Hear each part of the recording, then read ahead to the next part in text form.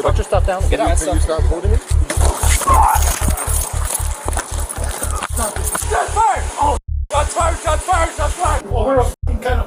Officers with the Las Cruces Police Department were called to a Chevron gas station after receiving a report about a shoplifter.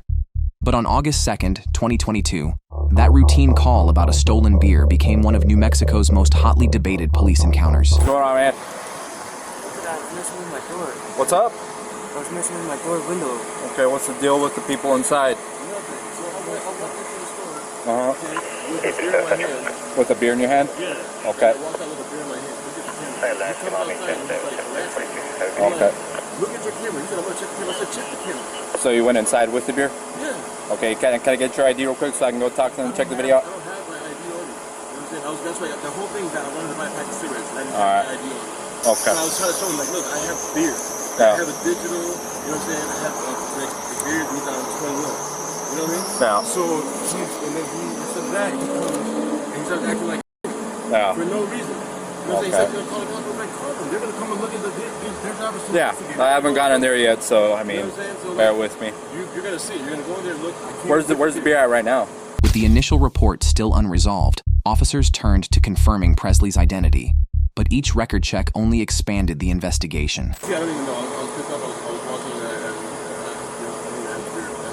and You said that's your ID? Out of Texas or what? I can't hear you, man. Okay. You have your driver's license, man? Let me get it real quick. In a form, I mean, if he's in the wrong, he's in the wrong. That's what I'm trying to figure out, okay? What was the beer anyways? Budweiser, the 16 ouncer or a 40 ounce or what? Alright, hang tight. Let me go in there, see what I got in there, and I'll be right back, okay? Don't take off, obviously I got your ID. Simple as that. I'll be back. Did he come in with that or not? Because he's claiming he did. Did he come in with it or not? Okay, give me 1 second. Hey, so who did you hand the beer off to when you came outside? Him? Because they said you passed off the beer when you came outside. Oh, yeah. I don't even want it. Okay. Alright. Yeah, as soon as I get somebody over here, I'm gonna go in there and check them out, alright? So hang tight, okay? Presley's identity remained unconfirmed, and officers continued piecing the investigation together as it moved beyond the original report.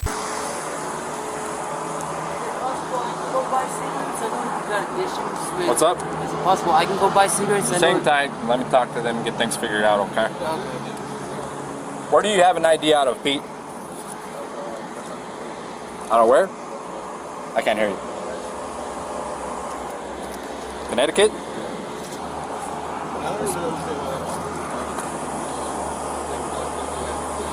Like I said, I'm waiting for somebody to get here so I can go inside and check out the cameras.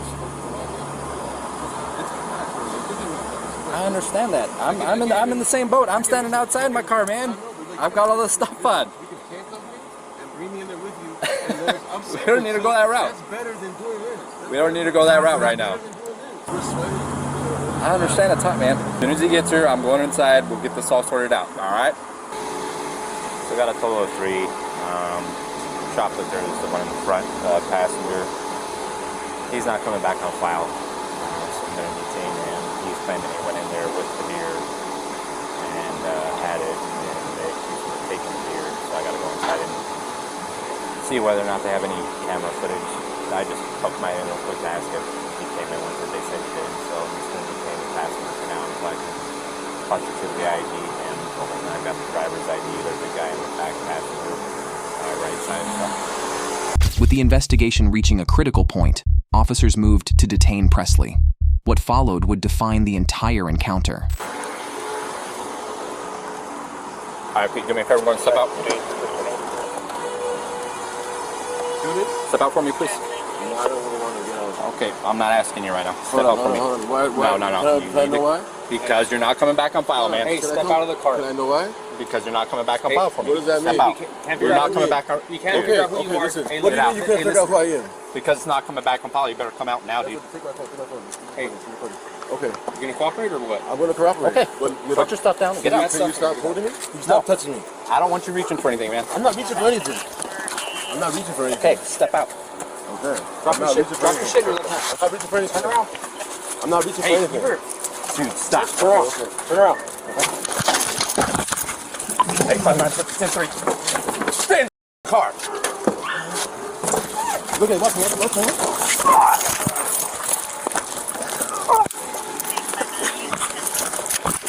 Stop it. Stop it.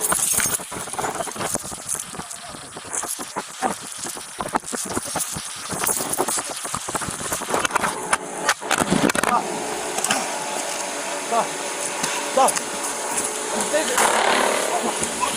Taser. Shots fired. Oh, shots fired. Shots fired. Shots fired.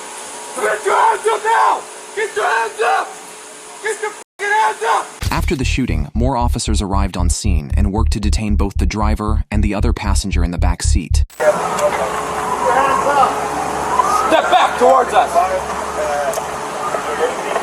Turn and face us. Yeah. Walk towards us with your hands up. Walk towards me. Over here. Over here. Keep going. Keep going. Keep going. Stop. Turn around. Turn around. Turn around. Put your hands on your back. Who else is in the car? Who else is in the car? Back right passengers. Step out with your hands up. Oh, go hands on, dude. Keep walking towards me. Pick your hands up. Hands up. Pick your hands up. Walk slowly. Put your hands in the air. Keep walking. Keep walking. Hands up, we're gonna get f***ing tased! Keep walking. They're in the air. Keep walking. Stop. Stop. Stop right there. Turn around! Get on your knees.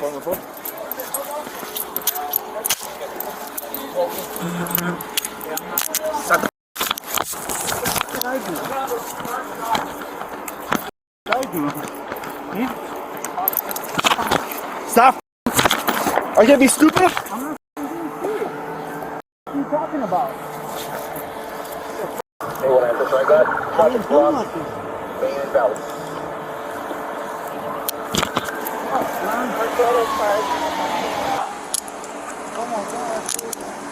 You have any weapons on you? No, sir. I didn't do nothing. I didn't do nothing at all, man. They asked me to step out. He was resisting. What's your name, bro? John. Hey, whose unit is this? Unlock it. I didn't do. Oh my God, dude. I didn't do nothing, brother. You're good then. You're detained for now, okay? You don't have no weapons on you? Yes, sir. You mind if I check your pockets? What's your name again? John. John?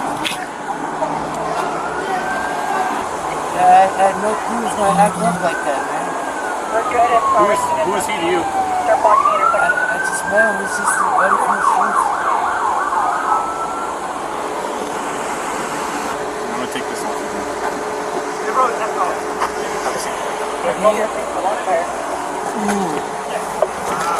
Go ahead and move the area to the parking lot of the Ramada. You're good, Go with him. As the scene was documented, each piece added another layer to the case. Go ahead. Did you guys see what happened? I got everything. I saw everything, man. You saw everything? Did you see anything? I didn't hear. I just saw the guy on the floor, like on top of the cop. After that, I heard a gunshot. And All right. Do me a favor. Hang out over there by the coolers, and I'll go talk to you here in a minute. A customer and her 2 kids in here. Did they see what happened? No, I told them to get back. Okay. As All soon right. as I saw that guy, Do you have cameras facing that way? I don't, but I have it on video. Perfect. It's all right. It's raw. I know it's a I've lot. never seen it, man. I know it happens. It happened fast. I know it's something nobody's used to seeing, but you can take a deep breath, relax. I'll give you some time to gather yourself, and then I'm gonna ask you what happened. All right? So I have like this. It's right here. All right. Do you mind if I watch this while you gather yourself a little bit? stop it. Okay. Stop it.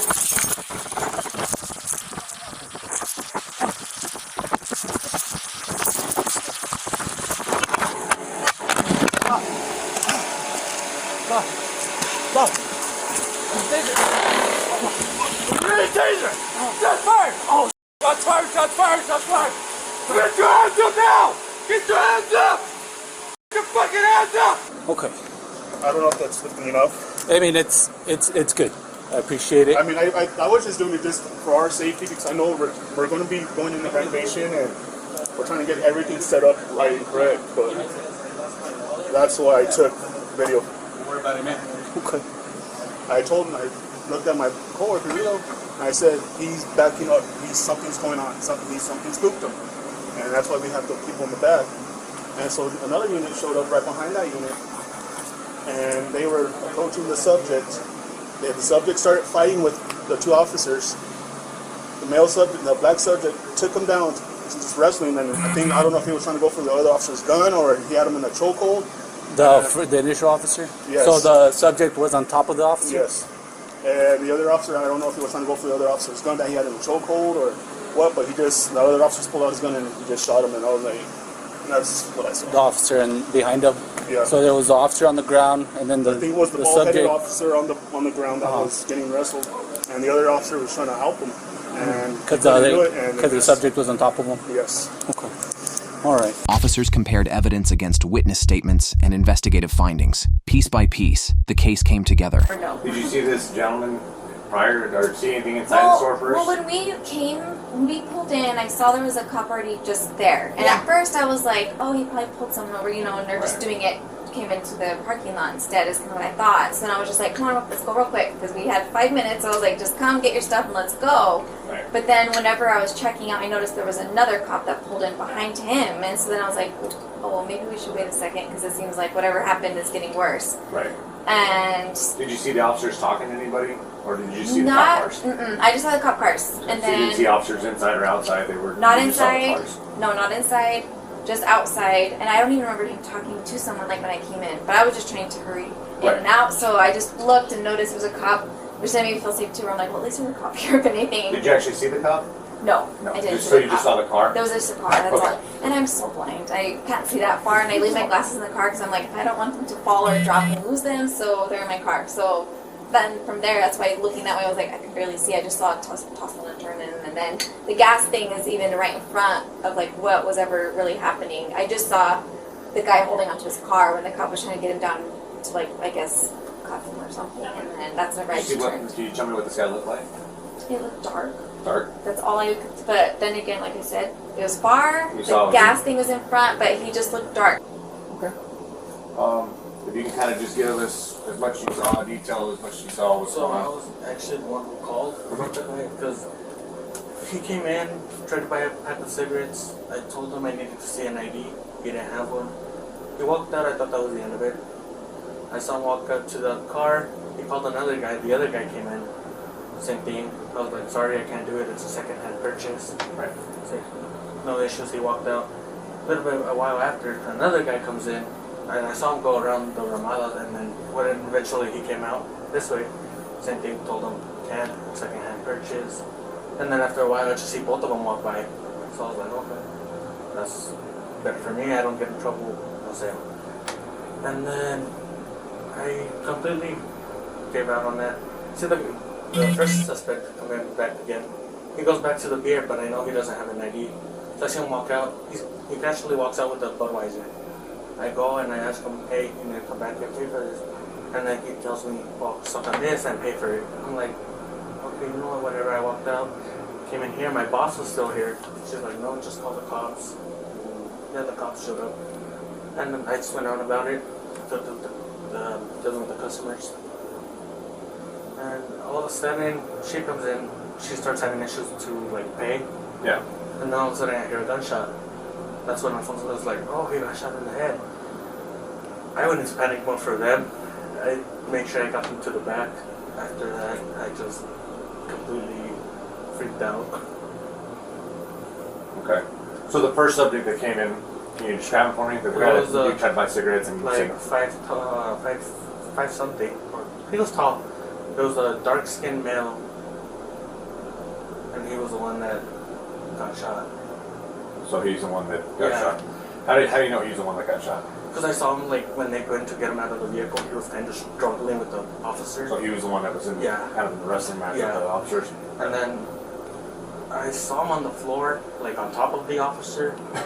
So I just completely blew it off. I continued the purchase with the lady, with the transaction, kept on having issues. And then again, same thing at the bottom.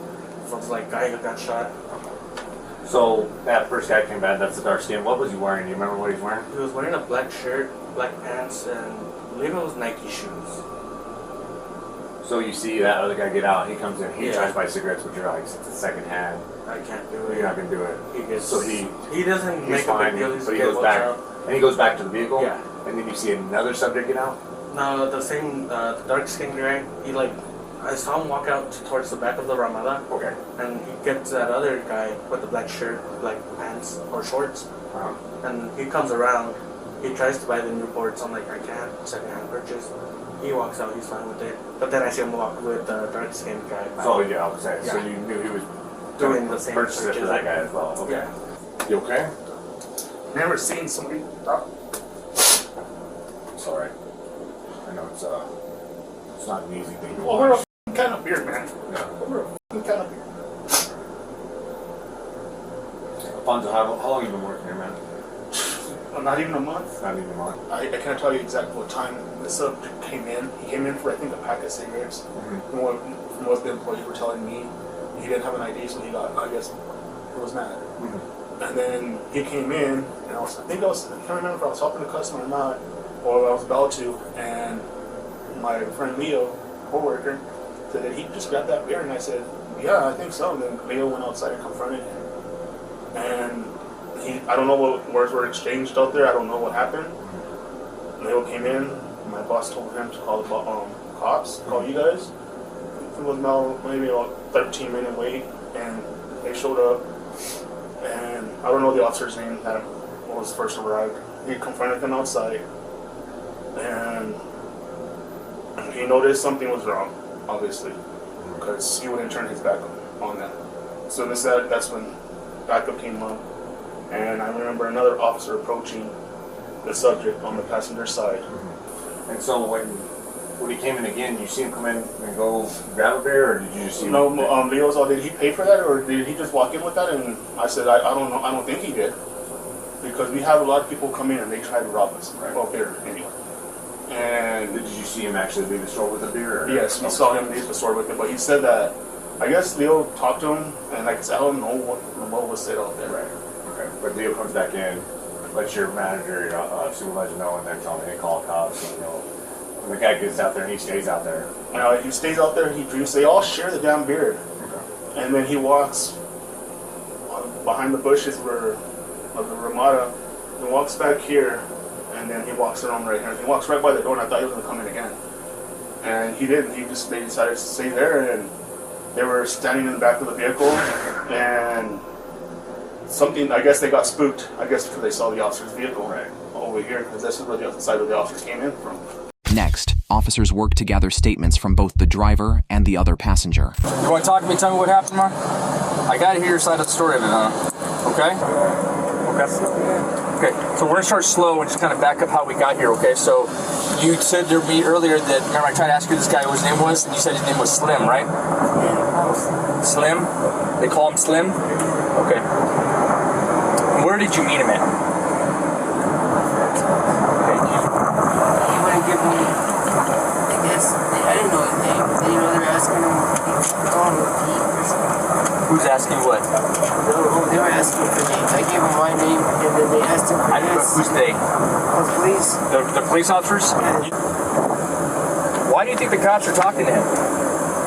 Because I guess he had an altercation. I didn't even realize that he had an altercation with the clerk about something about beer. Something about beer with the clerk inside? Yeah, so I didn't even know that was like the case. He was like, hey, can we go? And I was like, dude, I'm trying to put this door panel on. He's like, well, the cops are here. I'm like, well, what's that have to do with us? Like, I don't care. Like, you know what I mean? So I then find out that, like, the cop walked up. He's like, so which one of y'all have an altercation with the guys inside? I'm like, I don't know. I was like, and he's like, and then he starts telling him like, well, I had a beer and when I got here, something like that, he opened up a beer or something, and him and like the clerk were like having words back and forth or something. I don't know. At this time, I'm messing with the door panel.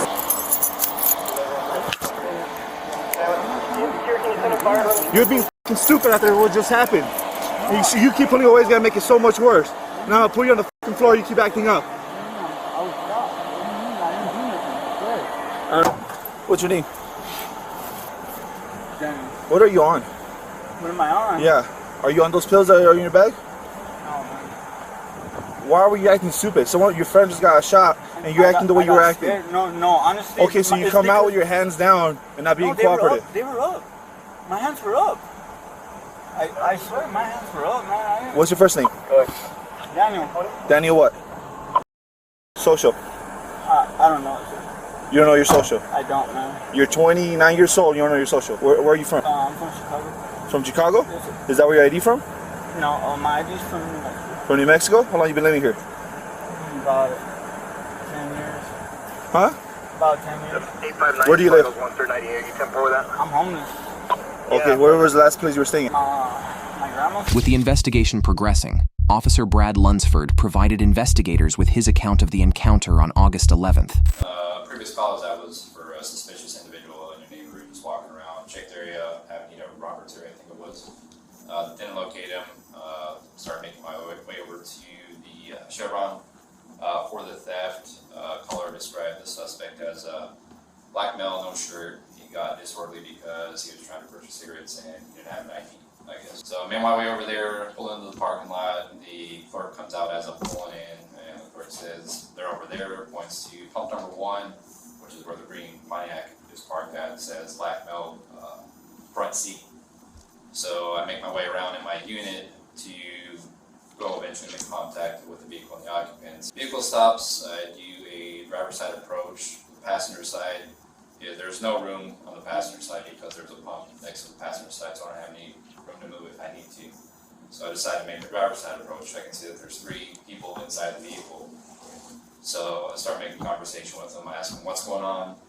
The driver initially answers and he says he's messing with his window. So I ask him about what happened inside. That's when the suspect, who's in the right front seat, says that he went in with a beer. So I asked him for his ID so I can go make contact with him. He says he doesn't have his ID, and that's what started the whole confrontation with the guys inside of the gas station. So I asked him for his information, which he provides me with. Pete. I spell his last name for him. He agrees that's how he spells his last name, gives me and then he gives me an El Paso address. So I asked the driver for his driver's license, which he hands me, and tell him to sit tight. Let me go speak with him real quick. The suspect provides me with, go back up, ask him about the beer. He says he handed off the beer to, I guess, somebody else in the parking lot at some point. So I tell him I'm going to do the passenger side approach, detain him.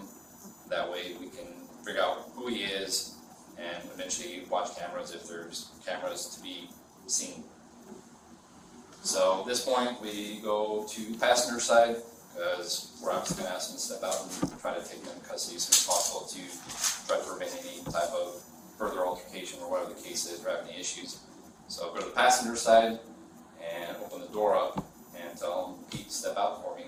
He's asking me, well, first he doesn't even acknowledge me. So as we're trying to get him out of the vehicle, you can see underneath that water can, he's got a knife on his lap. So Officer Arbogast goes to grab the knife. As we're pulling him out, his arm hits Officer Arbogast's hand as he's trying to take him out.